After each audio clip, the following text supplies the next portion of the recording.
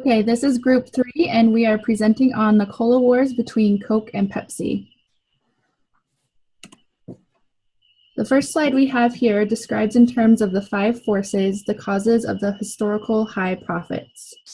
The first factor has been with the threat of new entrants, and historically the threat of new entrants has not been high because Coke and Pepsi own much of the market share. They dominate the shelf space and they control the distribution channels.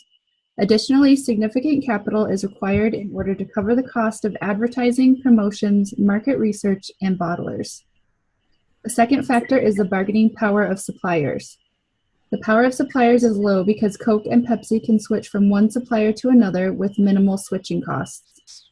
A third factor is the threat of substitute products or services that has been reduced due to improving the availability of products. In addition, Coke and Pepsi both decided to produce substitute products such as bottled water and other non-carbonated beverages. A fourth factor is the bargaining power of buyers, in this case, the bottlers. The bottlers have relatively little power in the equation because the concentrate producers control the sell price, advertising, and negotiations with retailers. The fifth and final factor is the rivalry among existing competitors. Profitability is high because there are actually only 2 to 3 existing competitors in the market. Now we're going to talk a little bit about the profitability over the historical course of the industry. Operating income for the concentrate producers is around 32%. For the bottlers, it is 8%. Some of the reasons for this difference between the profitability are as follows. We'll start with the concentrate producers. First, they're highly profitable because they have low capital, overhead, and labor costs.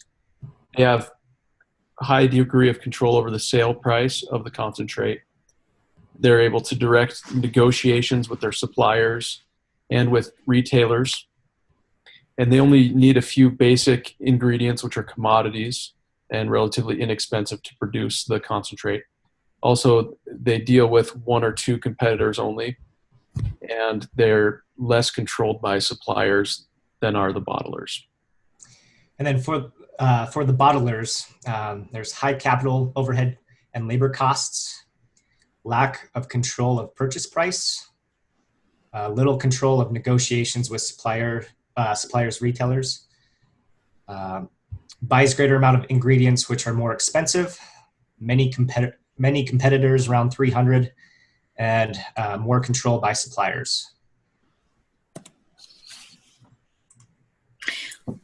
Overall, the competition between Coke and Pepsi has forced both companies to reevaluate and refine their operations.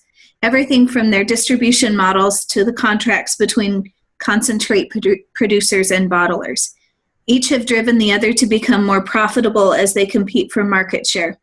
The competition has led to expansion into the international marketplace, in essence, growing the size of the pie. Additionally, the increased competition between Coke and Pepsi has led to fewer entrants into the marketplace.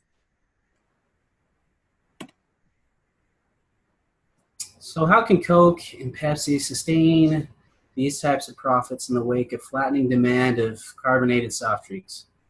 Well, they can continue to expand into these non-CSDs. They can consolidate their bottling operations. They might even try new distribution channels, something similar to Amazon. And I would think identifying new markets internationally, especially Pepsi,